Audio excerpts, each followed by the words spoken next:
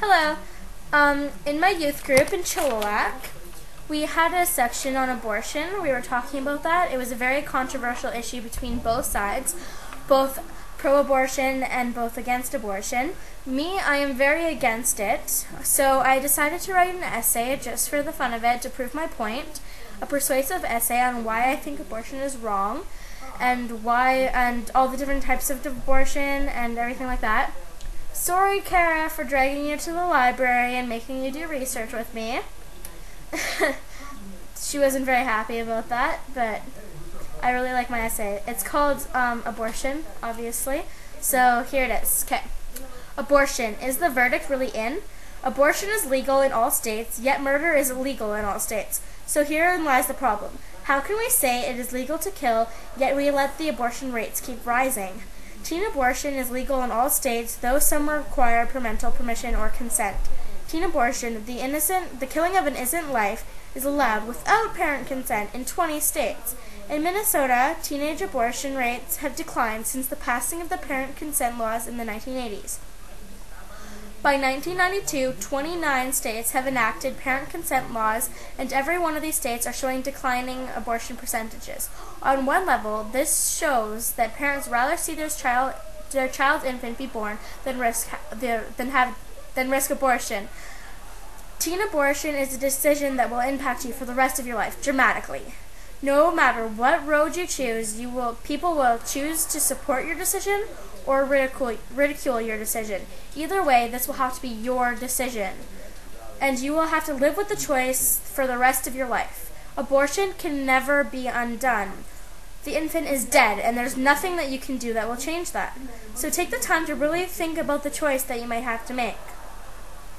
There are many different types of abortion. All are cruel and unfair. The most common method of abortion is suction curettage, also known as the vacuum aspiration. This method involves removing the fetus by suction, the scraping of the woman's uterus with surgical instruments called curettes. Abortion can also be caused in the first trimester by a drug called mifepristone or RU-486.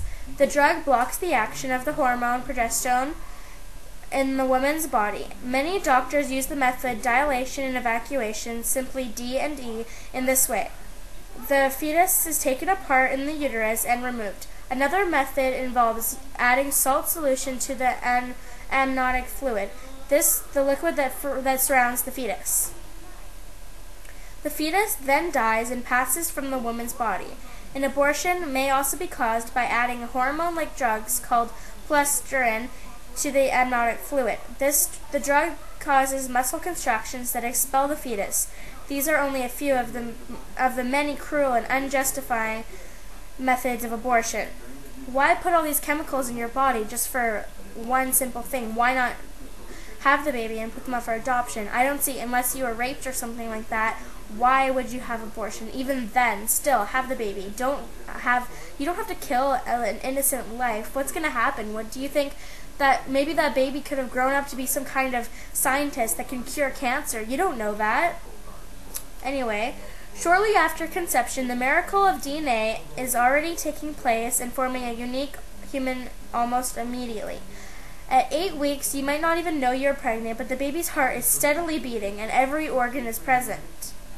Teen abortion has many risks. Studies have proven that abortion may lead to an increased chance of breast cancer, pelvic inflammatory disease, depression, and the contraction of viral hepatitis, not to mention death to excessive bleeding or other complications.